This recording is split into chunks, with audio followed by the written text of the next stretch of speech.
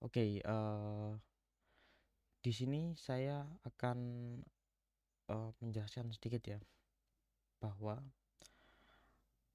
algoritma dasar sebelum ini kan saya eh, menjelaskan tentang ngoding HTML sederhana, website sederhana, membuat website sederhana, kemudian membuat website biodata, dan yang setelah ini itu seharusnya itu ngebikin website menggunakan Bootstrap, yaitu framework dari CSS ya.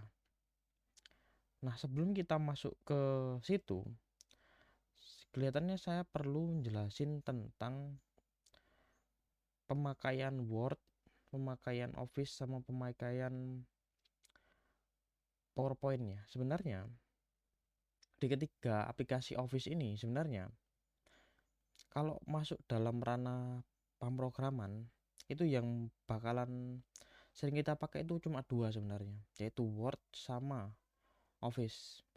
Word sama Excel ya. Nah, Word ini itu seperti HTML dan CSS. Dia itu sebagai kerangkanya. Dan untuk Excel itu sebagai dia itu sebagai penyimpanan informasi atau penyimpanan data, atau juga bisa disebut sebagai database. Nah, seharusnya kita itu belajar dua ini, yaitu memakai Word sama memakai Excel ya. Nah, karena kalian sudah familiar lah dengan Word, Microsoft Word ya, maka kita bisa langsung aja ke Excel.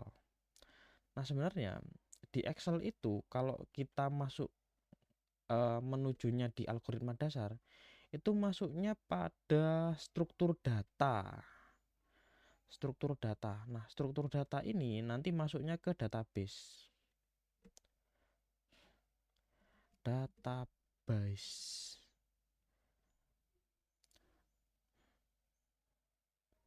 Nah, database ini itu gunanya untuk apa sih? Dia itu untuk ngebikin website itu menjadi lebih dinamis. Itu adalah fungsi dari database. Nah, database ini itu cuma buat penyimpanan. Nah, buat ngakses database ini itu gimana? Nah, itu makanya di sini itu ada yang namanya konsepnya itu front end sama back end. Nah, itu kalau kita fokusnya di static, itu fokusnya di front end. Kalau kita mau ngebuat websitenya menjadi dinamis, maka kita ke back end dulu. Setelah back end jadi, maka kita tinggal konsum API ke front end. Jadi front end itu nanti akan ngekonsumsi API dari back end. Nah, back end ini yang nanti akan disuruh, atau API-nya ini disuruh untuk ngakses database.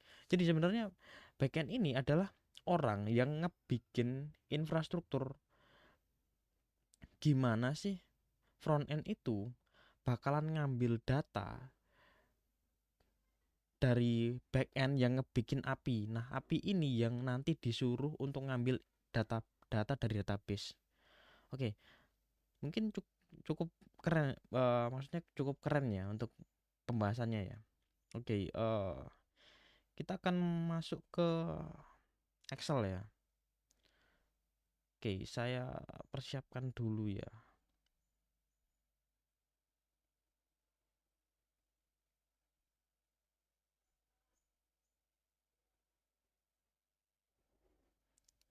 Oke, kan saya pindahkan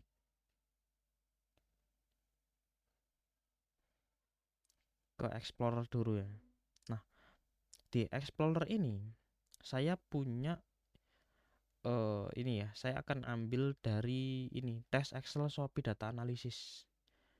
Nah, ini saya akan buka pakai Excel.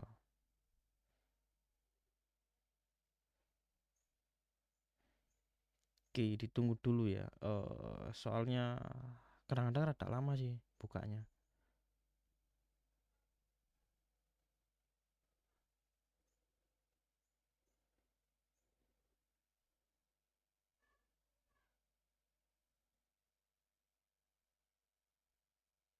Mana ya Excelnya? Kok belum? Oke, muncul ya. Oke, akan saya perlihatkan ya. Mana Excel. Kok nggak keluar? Oke.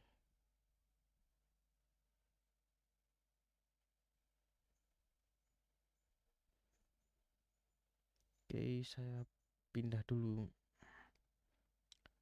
Oke. Nggak muncul. Udahlah, saya perlihatkan display aja. Oke. Kelihatan nggak ya?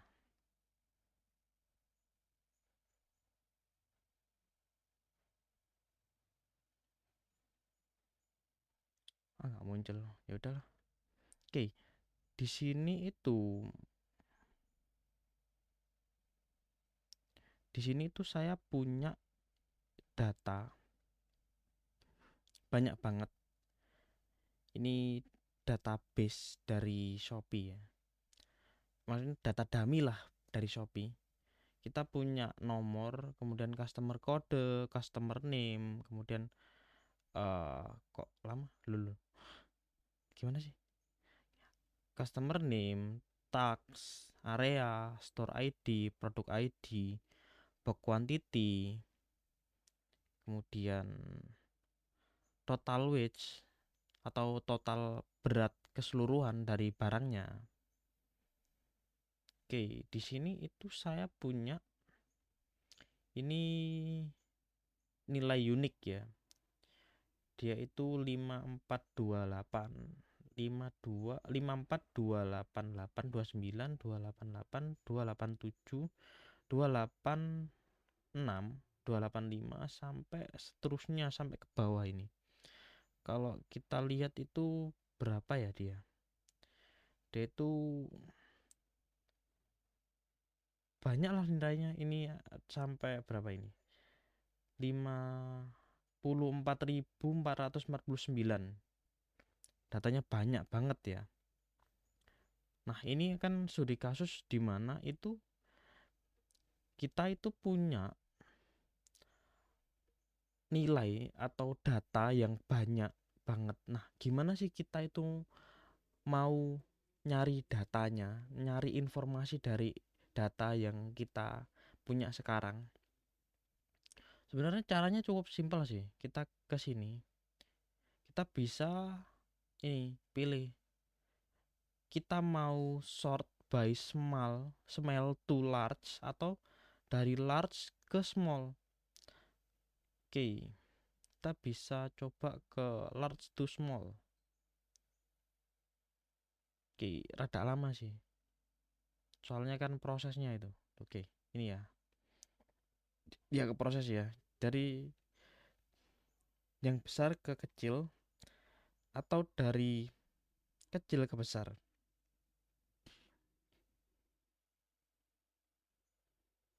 Oke, oke ya.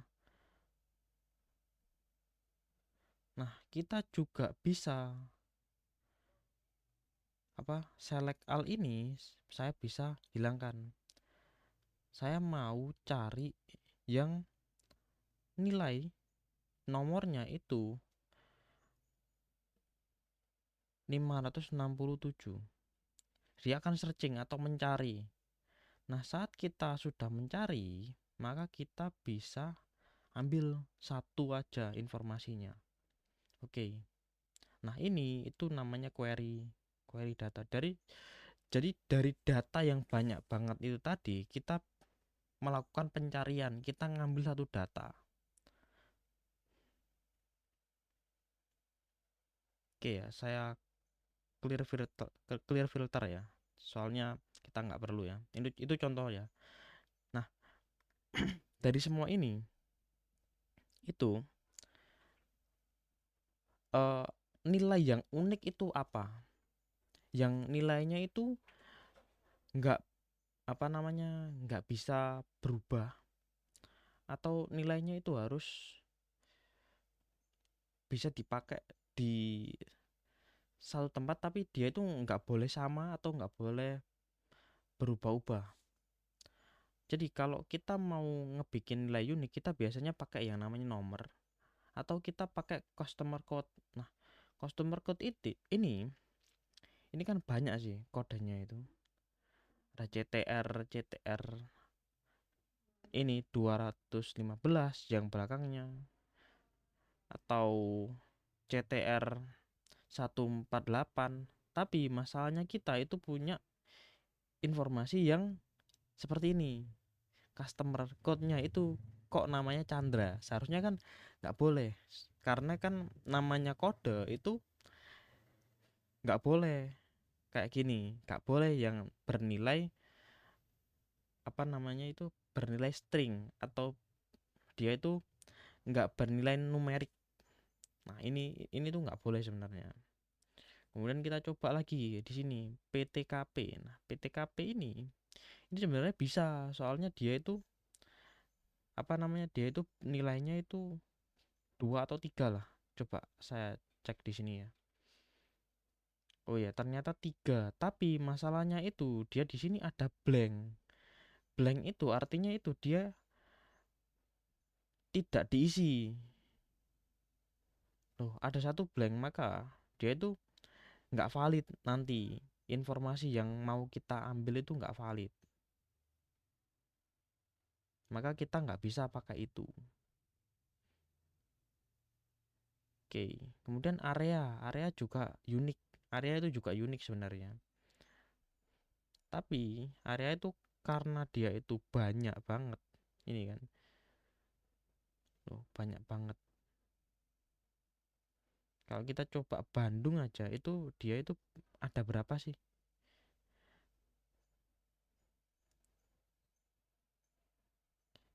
Oke, Bandung. Loh, Bandung aja banyak banget. Ini sebenarnya juga bisa pakai area, itu juga bisa. Karena dia itu juga unik. Tapi dia itu kalau kebanyakan nilainya juga nggak baik, nggak baik lah. Kemudian store ID itu juga bernilai unik. Maksudnya itu dia itu kita cek di sini ya. Dia itu ada banyak banget sih. RE 7425, RE 7407, dan masih banyak lagi ini. Jadi itu dia punya punya informasi sendiri-sendiri lah. Coba saya tentang satu. Loh, dia itu banyak banget. Jadi dia itu ada 128 dari 544. Jadi ini yang di query atau ditampil yang saya centang ya. Dia itu 128. Oke, saya clear lagi. Produk name itu juga dia itu nggak valid, nggak bisa. Jadi yang bisa kita pakai itu nomor, customer name, asalkan dia itu nilainya unik. Nilainya unik ya, bukan nama ya. Terus kemudian PTK sama PTKP itu juga bisa. Kemudian area itu juga bisa. Store ID itu juga bisa, soalnya ini itu nilai unik. Nomor, customer code, teks, area, store ID itu nilainya unik. Jadi dia itu bisa kita pakai. Nah, masalahnya kalau customer name, kemudian produk, itu sebenarnya bisa, asalkan dia itu juga punya nilai unik. Maksudnya nilai yang emang cuma orang ini aja yang punya. Kalau ada orang lain yang punya nama seperti ini, itu masalah, soalnya dia itu nggak bisa dicari. Produk juga sama, dia itu seharusnya dia itu punya nilai unik. Nah, seperti itu. Sebenarnya saat kita ngeproses query itu sebenarnya kita juga ngelakuin yang namanya seperti ini. Kita ngelakuin yang namanya ini proses. Ini contohnya saya pakai yang namanya VLOOKUP. Saya mencari B2 itu nama B2 itu ini CTR. Dia itu kan apa? Artinya dia itu dari kolom customer name. Oh, bukan kolom customer name, tapi dari ini kolom customer code. Kemudian saya ambil dari database-nya. Database itu kan di sini di apa ini namanya? eh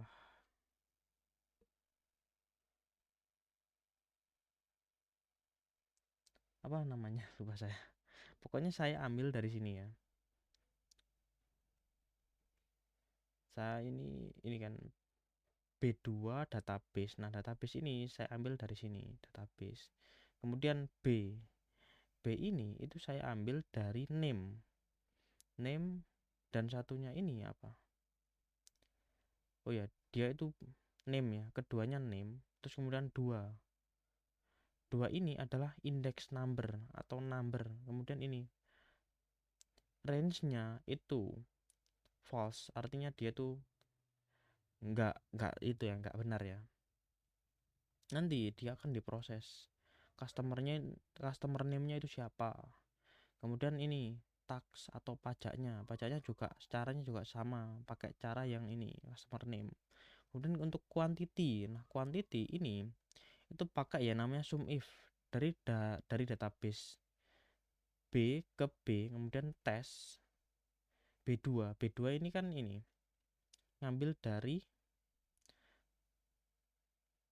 kriteria ini customer code, kemudian database-nya H ini itu name. Oke, seperti itu. Kemudian ada total weight itu sama seperti quantity box. Kemudian untuk price total. Nah, price total ini saya pakai formula sederhana. E2 dikali I19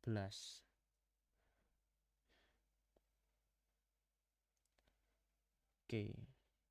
Price total itu juga sama. Dia itu pakai F2 I20. Tax amount itu pakai if D2 ya ini PKP ini. Kemudian 10 ini nilai persentase 10 sampai 0%. Oke. Masih proses ini 10%. Kemudian ini total amount ini pakai penjumlahan sederhana. Jadi G2 ditambah 2 ditambah G2 ditambah 2 dikali ini 0,1. Jadi dikali tax amount. Oke, kemudian ini price table ini itu juga sama kok caranya. Kemudian price per wage atau nilai dari beratnya ini G2 plus H2 ditambah G2 ditambah H2 kali ini I20. Nah, I20 ini diambil dari sini. Oke, seperti itu. Nah, ini tuh dia itu nge-save-nya lama. Nah, ini ada instrukturnya. Instruktur. Instruksi cara untuk nyelesain masalah yang diberikan. Kemudian ada ini rollable sama sum of box. Cirebon, Jakarta, Jambi, Lampung, dan masih banyak lagi informasinya. Yogyakarta ini kalau diproses RP itu gimana ya? Seharusnya bisa sih sebenarnya, cuma kan dia itu quantity sama total wage, jadi nggak usah sih sebenarnya, soalnya kan dia itu bukan bernilai rupiah sih. Oke, mungkin cukup sampai sini ya untuk pembahasan tentang pengenalan Excel ya. Kurang lebihnya saya mohon maaf. Terima kasih.